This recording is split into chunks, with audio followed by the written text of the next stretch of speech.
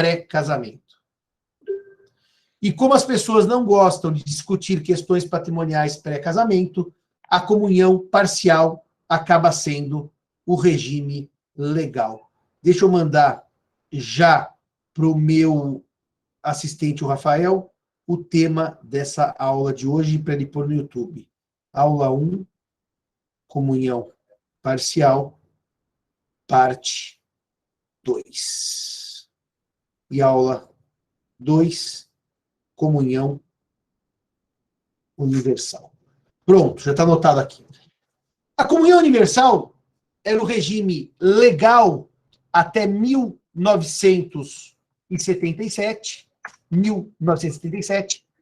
1977, a Lei 6.515/77, a Lei do Divórcio, ela alterou o Código Civil de 16, e com a alteração do Código Civil de 16, o regime de bens passou a ser o da comunhão parcial. Se vocês olharem a Lei do Divórcio 6.515/77, 6.515/77, ela altera no seu artigo 50, são introduzidas no Código Civil as seguintes alterações.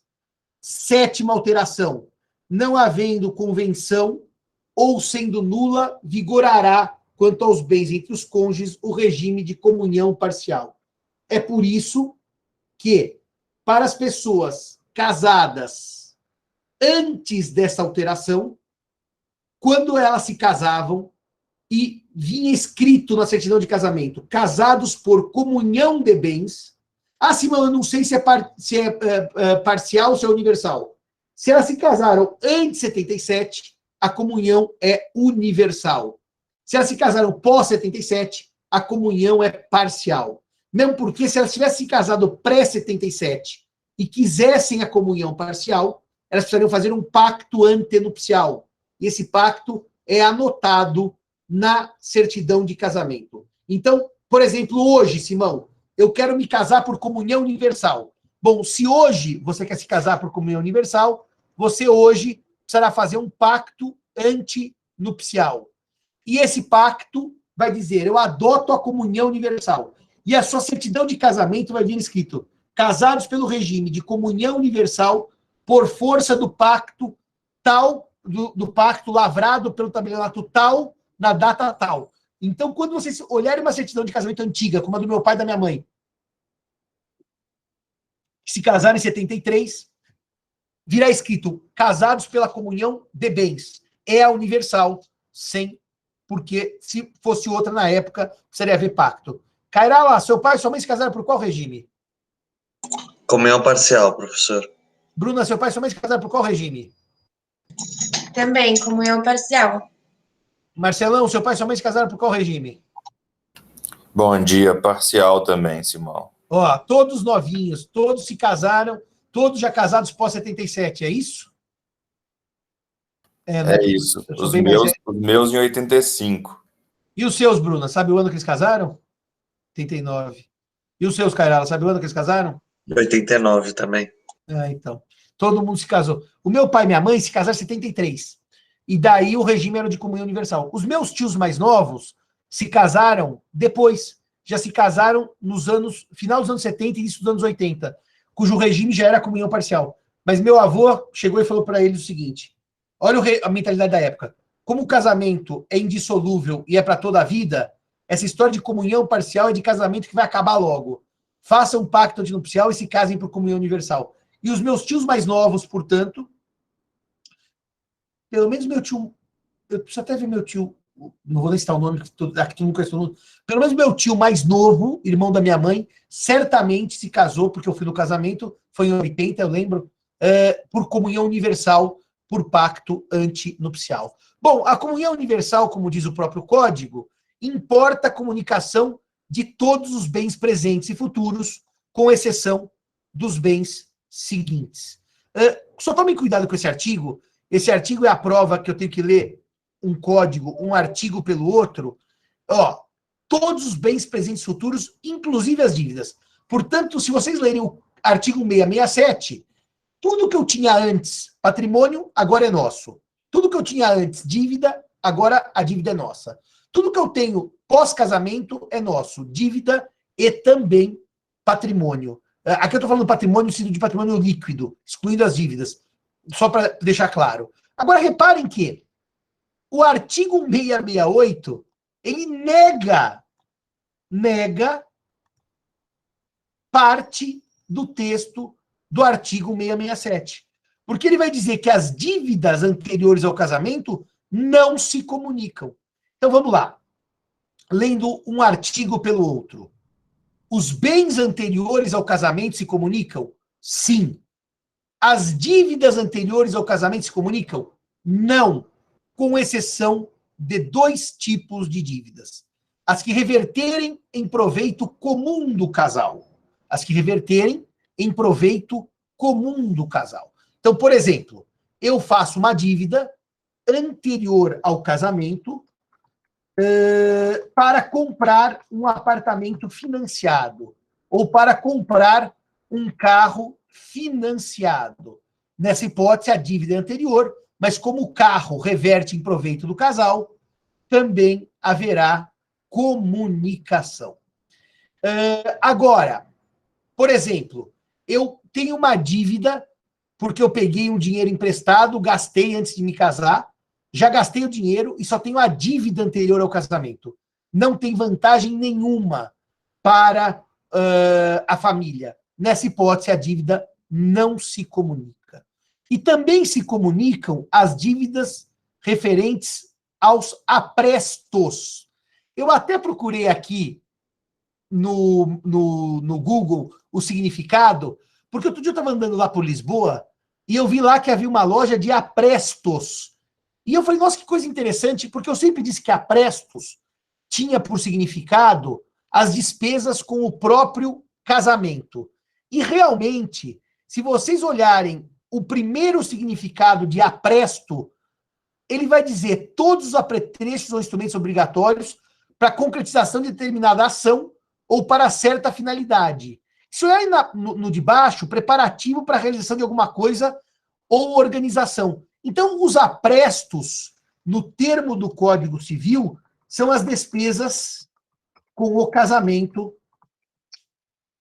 ou lua de mel. Então, por exemplo, se eu for, antes de me casar, pagar o pacote de lua de mel, isso é apresto e ela paga a metade. Se eu for pagar os preparativos para a festa, buffet, música, etc., isso é apresto e ele ou ela paga metade. Mas, curiosamente, eu achei agora, olhando o dicionário, por isso que eu fui procurar durante essa nossa aula, que, em sentido náutico, o apresto é o apetrecho necessário para que uma embarcação navegue.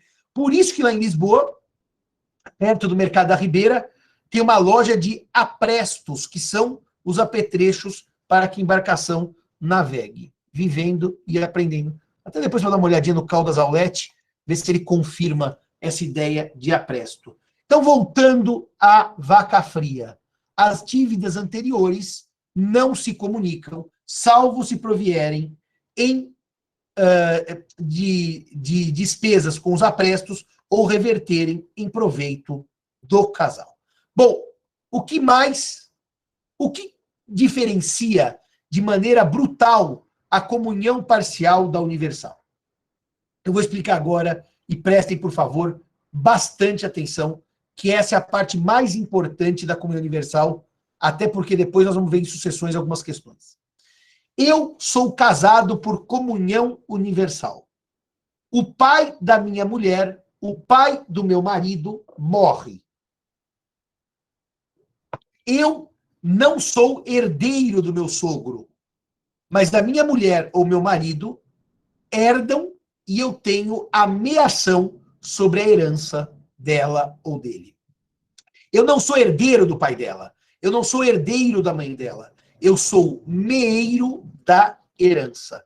Portanto, havendo herança ou doação, o cônjuge é meeiro, É isto que afasta a comunhão universal da parcial. Eu dou exemplo da minha casa. Morreu meu avô materno. O pai da minha mãe morreu em 91. A minha mãe herdou X. Meu pai tem a metade do que a minha mãe herdou. Meu pai não é herdeiro do meu avô. A minha mãe é herdeira. Ele é meio. Depois de 96, morreu o pai do meu pai. Meu avô paterno. Meu pai herdou e minha mãe tem a meação da herança do meu pai. Essa regra da comunhão universal hoje é tida pela grande maioria das pessoas como inaceitável.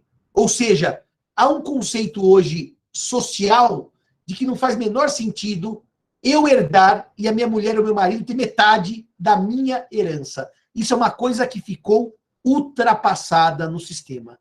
Mas por causa da mudança social.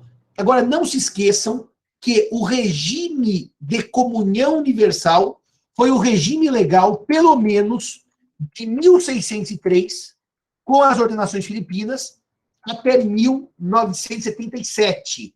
Portanto, essa regra durou 374 anos. Então, ainda que hoje a gente ache um certo absurdo, Simão, como é que o bem é meu e ele ou ela tem meação sobre a minha herança, essa regra prevaleceu.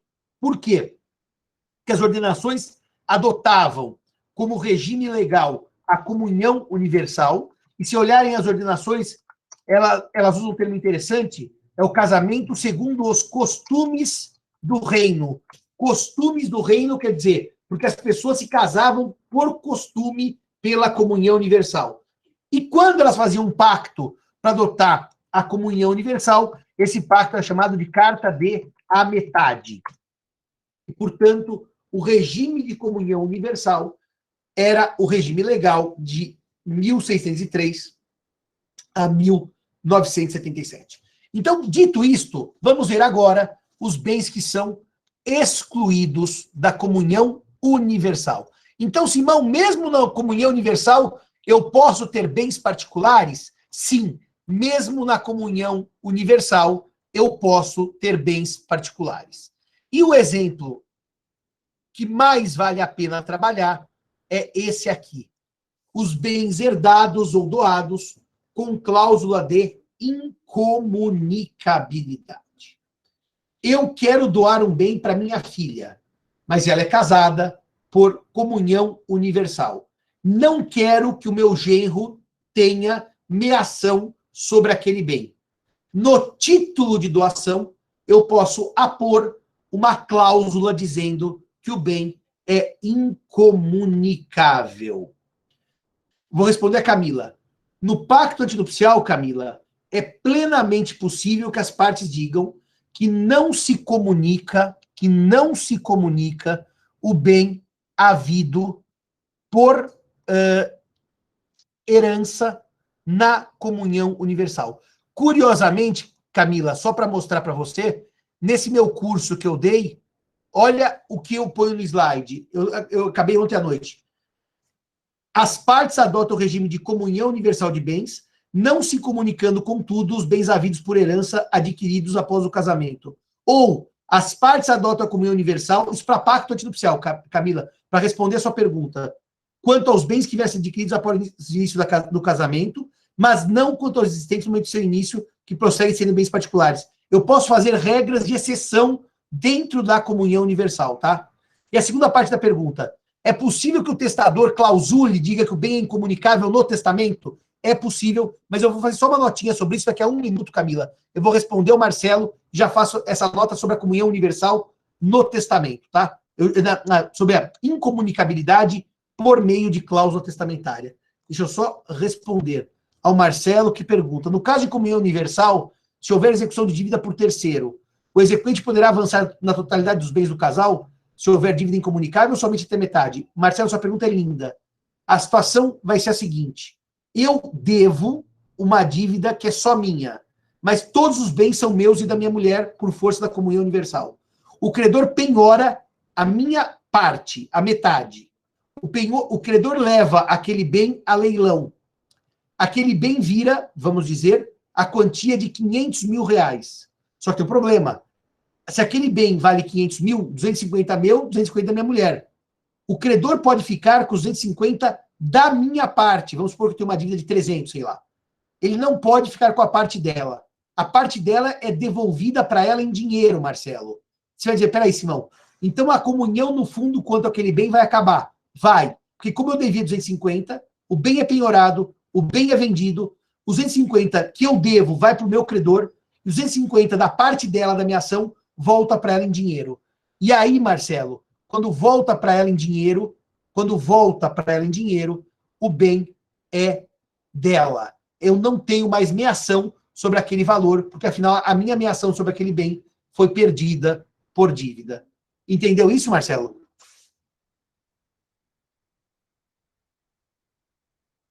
Pode falar se quiser. Obrigado, entendeu. Vanessa, não faz muito sentido incomunicabilidade na comunhão parcial, Vanessa? Porque na comunhão parcial, os bens havidos por herança ou por doação não se comunicam. Tá aqui, ó. Tá aqui. Ó, excluem-se da comunhão os bens que cada cônjuge tinham ao casar ou havidos por doação ou sucessão. Tá certo? Então, não faz sentido eu doar com incomunicabilidade se já não se comunica. Eu testar com incomunicabilidade se já não se comunica. Tiago, exatamente isso. Se a dívida do marido é maior do que a parte penhorada, ele vai prosseguir buscando outros bens do marido, até o credor vai prosseguir buscando outros bens do marido até se satisfazer. Então, deixa eu só dizer uma coisa para vocês agora. Eu quero doar só para minha filha, porque afinal meu genro eu não gosto. Quero doar só para o meu filho, porque afinal eu não gosto da minha nora ou do meu genro. Muito bem. Nesse momento, eu vou pôr uma cláusula de incomunicabilidade na doação. E aí não há nenhum problema, o código não exige maiores cuidados. Mas se vocês quiserem testar, e por testamento apuserem uma cláusula de incomunicabilidade, tomem um certo cuidado, porque o Código Civil tem uma regra que não existia no Código Antigo, que é a da justa causa testamentária. Reparem que o artigo 1848 vai exigir que, quando eu testar e apuser a parte legítima, vocês vão ver comigo que eu tenho duas partes, a disponível e a legítima, mas isso nós vamos ver mais para frente. E sobre a legítima, eu apuser uma cláusula de inalienabilidade, impenhorabilidade ou incomunicabilidade, eu preciso justificar, motivar, sob pena de não valer a cláusula da incomunicabilidade cair, da incomunicabilidade ser ineficaz. Então, quando o pai fala assim, doutor Simão, o meu filho e minha mulher e a mulher dele estão se divorciando. Eles são casados por comunhão universal. Eu quero que, se eu morrer, não quero que ela receba nada. Então, escreve no testamento. O testador deixa para o seu filho a legítima com cláusula de incomunicabilidade, porque o filho e a nora estão se separando, a situação de litígio, ele não quer que a nora receba nada no momento desse, etc. Então, você precisa escrever alguma coisa. Se não escrever nada, há um risco de o juiz entender que a cláusula é ineficaz e derrubar a incomunicabilidade. Mas, Simão, isso tal de ter que escrever, eu tenho que escrever em qual regime? Na comunhão parcial, na comunhão universal na doação ou na comunhão universal no testamento? Por lei, só no testamento. Por lei, na doação, eu não preciso de clausulado justificativo da incomunicabilidade. No testamento, eu preciso. Esse é o único cuidado que quem perguntou foi a Camila. Esse é o único cuidado. A incomunicabilidade no testamento vai precisar de motivação. Na doação, não vai precisar de motivação. Professor. Sim, Marcelo, pode falar. Posso voltar naquela pergunta sobre a execução? Porque agora me veio uma outra hipótese. Eu entendi o que o senhor disse, né? Que o exequente ele vai avançar no bem do casal, vai, enfim, penhorar e depois vai haver a liquidação daquele bem em dinheiro e o exequente vai pegar a metade do cônjuge devedor. Até aí eu entendi. E a outra, Adorei o termo liquidação, exatamente isso. Vai ter liquidação, tá perfeito. e a outra metade volta para o cônjuge que não deve nada. Isso. Só que, nessa hipótese, lendo o artigo 1668, eu não vejo nenhum inciso, pelo menos, que me fala que o dinheiro que volta para o cônjuge que não deve nada, não entra, é excluído da comunhão, entendeu? Porque Marcelo, volta para o patrimônio. Marcelo, a sua pergunta é muito inteligente. Mas vamos falar de lógica jurídica? Sim. Se o dinheiro que voltasse ele tivesse a metade, o credor penhora a outra metade. Se o dinheiro que voltasse tivesse mais outra metade, penhora a outra metade. No final, não teria ameação nenhuma. Eu ia penhorar até o infinito, entendeu? Isso. Até que aquele dinheiro vale R$1, e daí eu penhoro 50 centavos. Você está entendendo o que eu estou dizendo? Isso é uma lógica do sistema. É porque, assim, não havendo algum inciso que fale disso, eu fiquei pensando a mesma coisa, porque se não tem a exclusão, assim, eu poderia avançar sobre o bem inteiro, porque cairia nessa dinâmica que o senhor acabou de relatar, né? Eu penhoro a metade, aí volta ali para o patrimônio do outro cônjuge que não deve, como a gente é casado em comunhão universal, o que é dele é meu também, então penhora a metade. Mas, Marcelo, quando eu falar de legítimo e disponível, eu vou dizer a mesma coisa, tá? Eu dou a metade que é disponível. Se eu recalcular o que é disponível, eu dou mais metade da metade que sobrou e vou doando. Isso é uma lógica do sistema, tá? Senão eu chegaria sempre a zero, no fundo. No final, eu penhoro metade, depois penhoro a metade que sobrou, a metade sobrou, e eu não chego nunca numa lógica. Então aí o sistema fecha, não porque a lei precisa dizer isso, porque está na lógica do sistema jurídico, tá bom? Ah, entendi, professor. Obrigado. A lei não precisa dizer isso, senão o raciocínio seria ad absurdum. O outro. Sim. Então, não teria, então esse sistema não fecharia juridicamente. Mas foi muito inteligente sua pergunta. Parabéns, viu? Obrigado. Então, o que não se comunica na comunhão universal? Os bens doados ou herdados com cláusula de incomunicabilidade. O que mais não se comunica? Eu não vou falar do fideicomisso, que é o inciso 2º, que é matéria testamentária super complicada, não vem ao caso. As dívidas anteriores ao casamento, que eu já disse que não se comunicam. As doações antenupciais feitas por um dos cônjuges ao outro, com cláusula de incomunicabilidade. Ou seja, antes de casar, eu falei, eu dou para você uma casa, mas eu vou pôr que essa doação tem uma cláusula de incomunicabilidade. Mas se eu doei para ela e me casei com ela, e disse que a casa era só dela, não faz sentido após o casamento a casa virar minha. A casa prossegue só dela, porque eu doei para ela com cláusula de incomunicabilidade. E olha, reparem que também não se comunicam os bens referidos no artigo 1659, incisos 5 a 7. Eu já trabalhei com vocês, que são os bens de uso pessoal, os proventos do trabalho, com a mesma ressalva de que os proventos do trabalho se comunicam, segundo a doutrina, por força da leitura, vamos dizer assim, lógica do sistema. Agora, reparem que aqui, na comunhão universal, eu vou ter uma regra que eu preciso explicar para vocês. Porque o artigo 1669, ele vai falar dos frutos desses bens particulares. Dos frutos desses bens particulares. A incomunicabilidade dos bens enumerados no artigo antecedente não se estende aos frutos quando se percebam ou se vençam durante o casamento. Vejam, se na comunhão parcial os frutos dos bens particulares são bens comuns, na comunhão universal, os frutos dos bens particulares produzidos na constância do casamento são bens comuns.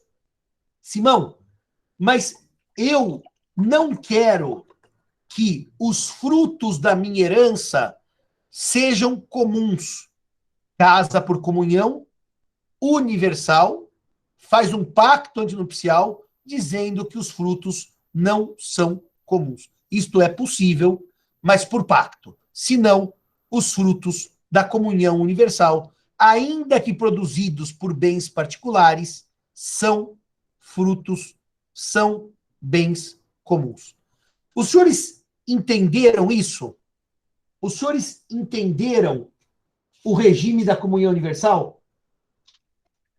Se vocês entenderam, eu vou para o próximo regime. Carla, faz um favor, vem aqui na minha sala, que eu quero fazer o desenho aqui da participação final nos aquestos.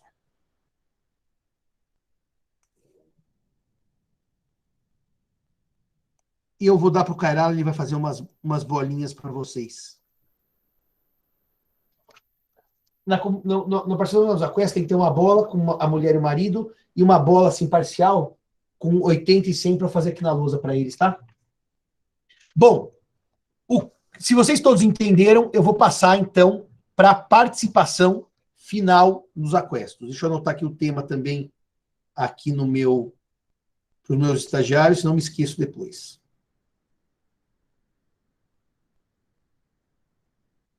Participação final nos aquestos. Bom, vamos lá. O que são aquestos? Os aquestos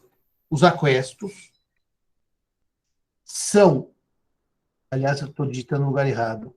Os aquestos, que antigamente, antes da reforma ortográfica, tinha trema, né? E agora caiu a trema, né? Como é que eu sei que aquesto é aquesto e aqueduto é aqueduto e não aqueduto, né? Esse é um grande problema, né? Mas sem a trema, a língua ficou uma língua maluca, que agora a gente fala o que a gente quiser e acabou o assunto. Mas os aquestos são os bens onerosamente adquiridos na constância do casamento. A constância do casamento. Isso são os aquestos, os bens onerosamente adquiridos na constância do casamento. O regime é inspirado no BGB, no Código Civil Alemão, que tem por regime supletivo ou legal esta participação final nos aquestos. O que esse regime é? Esse regime é, durante o casamento, um regime de separação de bens. E, após o casamento, um regime de comunhão de aquestos. Durante o casamento, cada um faz o que quer com o seu patrimônio. Prevalece a ideia de separação de bens. Após o casamento, eu tenho uma situação de partilha dos bens onerosamente adquiridos na constância do casamento. Reparem que é uma coisa muito maluca. Por quê? Porque quando nós estamos casados e estamos bem, o que é meu, o que é seu é seu. A gestão é isolada. Cada um administra o seu próprio patrimônio. No momento da morte,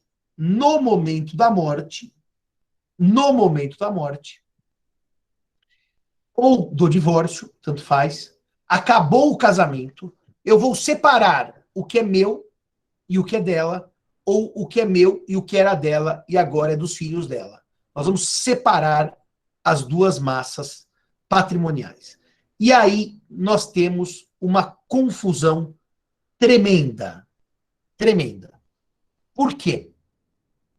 O artigo 1672, e eu vou ser bastante breve nesse regime, eu não vou me aventurar no regime inteiro, porque é um regime que nasceu morto, e pouquíssimos casos existem na prática. Se olharem nos cartórios, ninguém casou quase por esse regime, porque é um regime extremamente mal redigido e confuso, segundo a lei. E a Bruna que o diga, que aqui no escritório nós temos um caso de um casamento por esse regime, e não está exatamente muito simples, né, Bruna? Dá a sua declaração, Bruna. Tá fácil advogar nesse regime? Tá uma confusão, porque se não é muito usado, os juízes tendem a igualar praticamente com a comunhão parcial. Então, tá sendo um pouco complicado, mas Fazer o quê? Não tem nem jurisprudência para citar. Exatamente isso. O cliente, ele me falou que se casou pelo regime dos aquestos. Quase caí da cadeira, nunca tinha visto. Fala para ele o seguinte, viu, o Marcelo? Para ele mudar o regime antes de divorciar, tá? Porque depois vai dar confusão. Agora, nesse regime, o que eu tenho antes de me casar é patrimônio próprio. O que eu possuo depois do casamento, a título oneroso, é nosso. E a lei diz que, quando da dissolução da sociedade conjugal, eu vou ter direito a metade dos bens adquiridos pelo casal. Se você já fez o desenho, Marcelo, pode pôr na tela o desenho que eu pedi para você fazer. Você já fez? 5 minutinhos, professor, só um segundo. Tá bom. Então, se eu vou ter direito a metade dos bens adquiridos, a questão toda é a seguinte: como é que eu vou fazer a conta? Eu vou ter uma conta de mais, o que são os aquestos, na conta de mais é o valor dos bens comprados, isso para a mulher e para o marido. Abra uma coluna, mulher e marido, bens comprados, faça uma soma de mais. Depois do valor dos bens comprados, faça uma subtração, uma conta de menos. Eu vou tirar o quê? Eu vou tirar os bens anteriores ao casamento, já estavam fora. Eu vou tirar, nessa conta de menos, os bens recebidos por herança e doação, e vou tirar as dívidas desses bens. Portanto, o que sobrou vai entrar na noção de aquesto. Os bens que eu comprei estão lá. Eu tiro os anteriores ao casamento, tiro os de doação ou herança, tiro as dívidas, e o que sobrou é aquesto. E o aquesto, portanto, tem que ser dividido. O que significa dividir o aquesto? Tem duas leituras que vocês podem fazer do que é uma divisão do aquesto.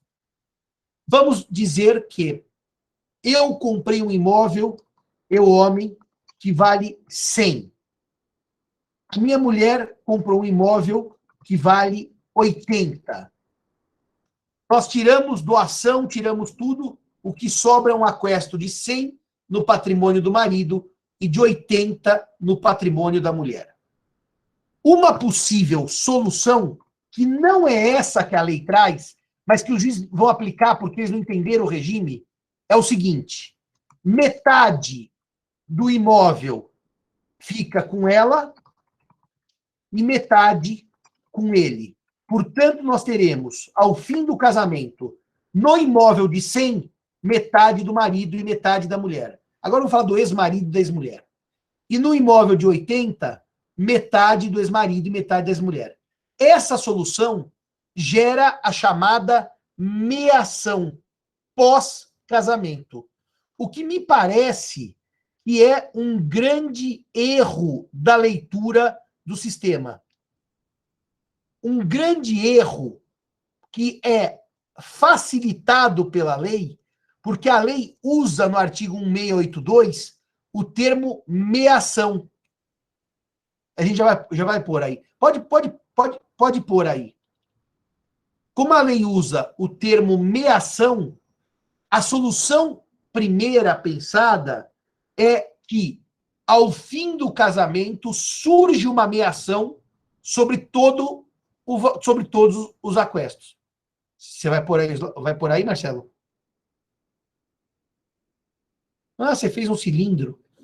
O patrimônio da mulher é o patrimônio total, mas uma parte dele é um aquesto.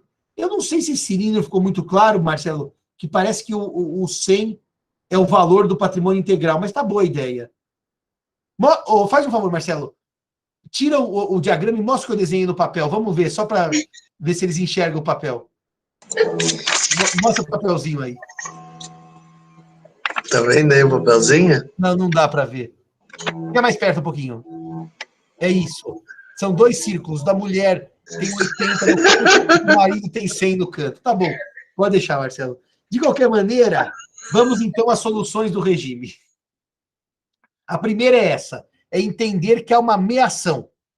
A solução 2, que é a pensada pelo regime, que é a correta, é assim.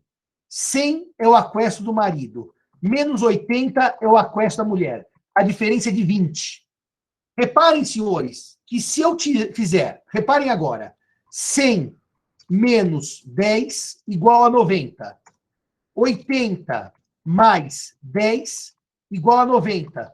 Vocês percebem que eu igualei os aquestos, subtraindo 10 do patrimônio do marido e passando 10 para o patrimônio da mulher? Que, no fundo, os aquestos são, reparem, 100 mais 90, que é igual a 100 mais 80, desculpem.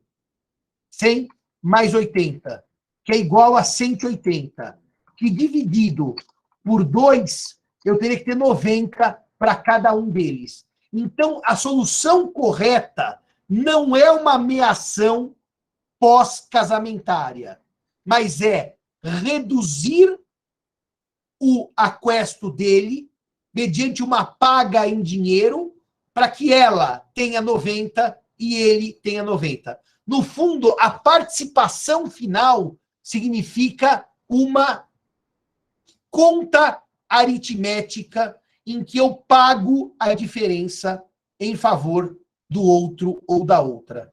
É claro que numa situação extrema, que ele tem 100, ele que é o João, é casado com o José, e José tem 0 num casamento homoafetivo, como é que eu vou fazer João pagar 50 para José? Pode ser que na prática isso seja impossível. Então eu admito uma meação, mas como situação de exceção e não de regra. Como uma situação de exceção e não de regra. A regra é uma participação. Agora, aqui tem uma coisa muito curiosa que levou o professor Silvio Venosa a dizer que esse regime é um regime tão complicado na prática que ele vai ter que você se casa e contrata um contador para fazer tipo um livro caixa durante o casamento. É por força da regra do artigo 1678 do Código Civil. Pelo artigo 1678 do Código Civil, se um dos cônjuges, durante o casamento, pagou dívida do outro com os seus bens, eu vou ter que reduzir do aquesto, o valor dessa dívida. Então, cara, olha lá, projeta os seus cones patrimoniais.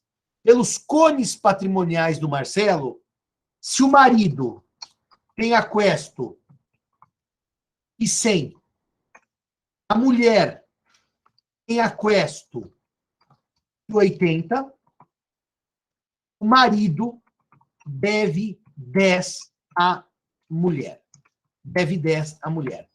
Agora, quando você deve 10 e ele diz, eu devo 10. Sim, mas você esqueceu que aquele dia que você foi viajar, eu paguei o IPTU da sua casa. Eu quero abater o IPTU da sua casa. E ela vai dizer, ah, é verdade. Mas o dia que você esteve em compromisso com a sua mãe, a minha sogra, que eu sempre detestei, eu fui ao tintureiro e paguei as despesas de lavagem do seu terno. Você vai dizer, ah, mas é verdade. Mas aquele dia que você foi com as suas amigas viajar para a Europa, eu paguei a troca de óleo e a manutenção do seu carro. Senhores e senhoras, pode tirar o diagrama agora, Marcelo. O cálculo desta participação se torna infernal por conta das dívidas que um solveu com o seu patrimônio e era do outro. Esse regime, bem diz o professor Silvio Venosa, é um regime bom para só contadores e advogados. Contadores, que eu vou ter que ter uma baita perícia contábil na vida do casal para saber quem pagou dívida de quem analisando extratos bancários, despesas de cartão de crédito, etc. E para advogado, porque briga, e a briga é uma briga muito confusa, já que os juízes têm grande dificuldade de aplicação do regime. Essas, em linhas gerais, são as regras da participação final nos aquestos. Cara, veja se você consegue achar aí, só por curiosidade, ou a Bruna, os dados do IBGE, para ver quantos casais se casaram desde 2003, quando o código entrou em vigor, por esse regime. Eu lembro que uma época, eu peguei uma notícia que acho até era da Folha de São Paulo, que dizia sobre isso. Você quer ver uma coisa?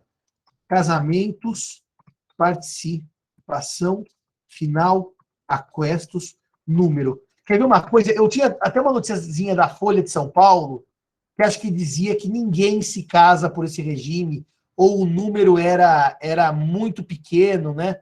É uma coisa assim...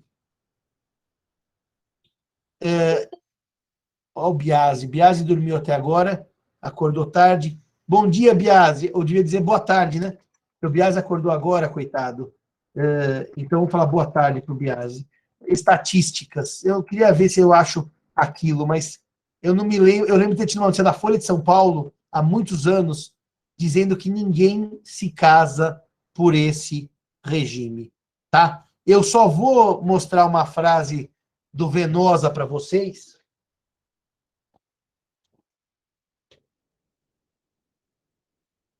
Sobre esse regime que bem inspira a confusão que ele gera. Você vai dizer, mas Simão, por que na Alemanha esse regime é um regime legal? Primeiro que eu creio que na Alemanha a disciplina tenha sido feita talvez de maneira mais completa, mais correta, com menos brigas. Creio. Isso é um chute, não é um dado concreto. E segundo, porque talvez o povo alemão entenda que a ideia de, durante o casamento, não ter comunhão, para surgir uma... Olha o que eu vou dizer agora. O Sniffer vai fazer... O Sniffer deve estar tirando sarro do seu diagrama, né, Cairala? Eu imagino que vocês, no grupo de WhatsApp de vocês, fiquem tirando sarro um do outro. Mas eu ia dizer para vocês... que talvez... Professor, mas sabe por que foi engraçado? O Cairala tá aqui desde as 7h30 se matando para fazer aqueles círculos de contar grau e ficou perfeito. Aí quando ele foi fazer o outro ficou horrível. Ficou horrível, né? Bruna, mas então, é assim, a ideia do ficou perfeito eu não vou julgar porque eu não vi ainda, mas a ideia do ficou horrível eu posso dizer que está correto, porque ficou horrível mesmo. Então, eu não vou julgar o perfeito que ainda não vi, mas o horrível ficou horrível. Deixa eu dizer, só uma coisa para vocês. Por que talvez na Alemanha dê certo? Porque talvez o regime seja melhor disciplinado lá do que aqui, e talvez o povo brasileiro, o povo alemão, não são exatamente povos de mesma mentalidade. Mas eu ia falar para vocês o seguinte, um regime que, enquanto há comunhão de vidas, vírgula, durante o casamento, não há comunhão de bens, mas quando acaba a comunhão de vida, começa a comunhão de bens, é um regime, para dizer o mínimo, muito, muito estranho. Para dizer o mínimo, muito, muito estranho. O Venosa já começa dizendo que trata-se de inovação inoportuna do Código Civil de 2002. Inoportuna. E quando ele comenta o artigo 1678, ele diz: imagine-se essa atualização se passados muitos anos da solução da dívida, muitos anos do pagamento da dívida. Sem contar que esse regime, olha o que diz o Venosa, a matéria trará problemas de difícil transposição. Ou seja, visto esses dispositivos, é claro que os nubentes, em princípio, se desencorajarão com esse regime, como afirmamos de início. Ou, se assim desejarem casar, melhor será já contarem com uma assessoria contábil para o curso do seu matrimônio. É claro que o regime de comunhão parcial supera-o com enormes vantagens para os cônjuges, bem como o seu relacionamento com terceiros. Para dizer o que para vocês? É verdade, o Marcelo fez uma brincadeira, no fundo, é mais fácil fazer uma dissolução de sociedade com apuração de haveres. Mas para dizer o que para vocês?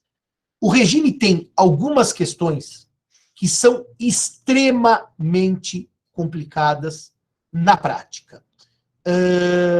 Olha um pequeno detalhe aqui. Um pequeno detalhe.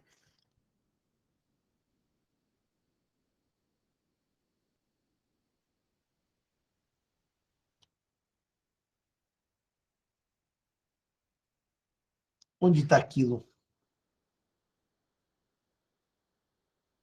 Deixa eu achar aqui um pequeno detalhe para vocês.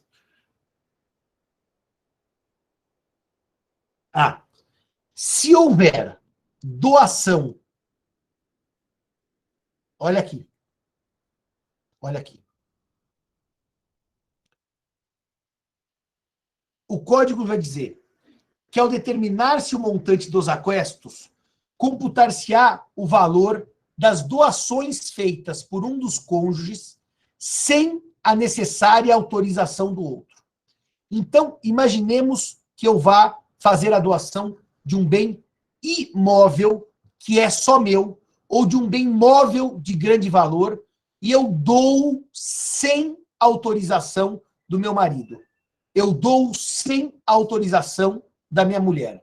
E, portanto, eu vou doar aquele quadro, aliás, um quadro do Portinari, essa semana no leilão, ele estava orçado em 3 milhões de reais. Os plantadores de café, né, cara, do Portinari, mostra depois a imagem aí para eles. Pode mostrar até a página do James mesmo. E eu pego aquele quadro, que foi um aquesto, que eu comprei durante o casamento, e dou para um terceiro, sem a concordância da minha mulher.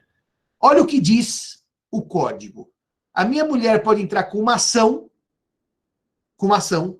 para tomar o bem doado do terceiro, chamada reivindicatória. E então eu posso pedir o bem de volta do terceiro que ganhou. Esse é o quadro do Portinari que está aí. Ou eu tenho... Ficou pequeno, cara. Ela faz aquele... Estava maior, estava tão mais bonitinho. Isso, deixa assim. Foi por 3 milhões. O quadro é desse tamanho. Eu fui ver lá no James, é desse tamanho. É mini. Ou, se eu não conseguir pedir o bem de volta, eu vou ter que pôr no meu aquesto em valor a soma daquele bem para que a minha mulher receba do monte partilhável o valor daquela soma. Então, a chance, inclusive, de o cônjuge prejudicado por doações entrar com uma ação contra o donatário pedindo o bem de volta por fraude ao aquesto. É um regime muito complicado, é um regime muito chato, é um regime de nenhuma aplicação. Alguém de vocês achou aí o número de casamentos por participação dos aquestos desses anos todos? Afinal, o código já tem 18 anos, né? 18 não, né? 20, ele é de 3 para 22, 19 anos ano que vem de vigência. Alguém achou? Vanessa, é o seguinte. Nesse regime impera a noção dos antigos de casar pensando em divórcio. Só para você ter uma ideia, Vanessa, eu brinco que eu tenho um casal de amigos, que agora é ex-casal, mas os dois prosseguem meus amigos, que eles, quando se casaram, faziam assim, Vanessa. Uma planilha no Excel com os gastos da casa. E anotavam em azul os gastos, casas e filhos, tá? O que um pagava. Em vermelho, o que a outra pagava. Então, Vanessa, quando acabava o mês, vamos supor que ele tinha pago 10 e ela tinha pago 11 naquele mês. Então, ela ficava com um crédito de 1 para o mês seguinte. No mês seguinte, ele pagava 13 e ela pagava 10. Como ela tinha um crédito de 1, ele tinha de 3, o crédito para outro mês era de 2. Esse casamento, Vanessa, desses meus amigos, que acabou, imagina-se por quê, é um casamento claramente por uma participação final nos aquestos. Porque eu vou ter uma contabilidade para que ninguém deva para ninguém mês a mês, Vanessa. Então, ao fim do casamento, as dívidas foram todas pagas e nós estamos quites um com o outro. Não surgem créditos. O problema nesse casamento com a planilha Excel é que me parece, eu que sou um homem ainda bastante romântico com relação ao casamento, aliás, sou romântico com relação à vida, porque essa coisa de você sair jantar e daí falar assim, numa certa fase da vida até compreensível, você é jovem, tem pouco dinheiro, você quer comer o mais caro, você come mais caro, eu como mais barato, mas numa certa fase da vida que tá todo mundo mais ou menos igual, na hora do jantar, falar, você comeu peixe, que era 8, eu comi a carne, que era 7, então eu pago 7, você 8, fazer aquela divisão da conta pelo que comeu. Eu ainda, como um homem romântico, acho isso um absurdo. Aliás, uma das regras das minhas relações de amizade é que não tem nenhum problema ser amigo de quem faz isso. Eu só não saio jantar, porque não precisa romper a amizade por causa disso. Pelo contrário, você pode ser muito amigo, mas daí janta na minha casa e eu pago a conta inteira. Mas para dizer o que para vocês? Essa regra da divisão marido e mulher pelos centavos, mês a mês, e eu digo marido e mulher porque esse meu casal era um casal heterossexual, mas podia ser por marido ou marido, ou por mulher e mulher nos casais homoafetivos. Eu, Simão, tenho ojeriza isso.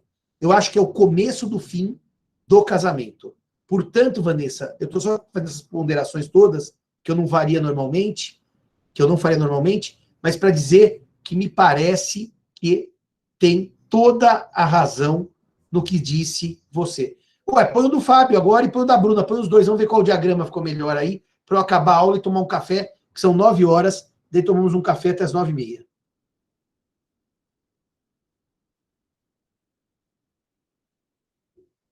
Tá dando para ver, professora, da Bruna? O da Bruna tá perfeito. É esse mesmo. Tá perfeito. Agora vamos ver o do Fábio, peraí. Bruna, por favor, encerra aí o seu.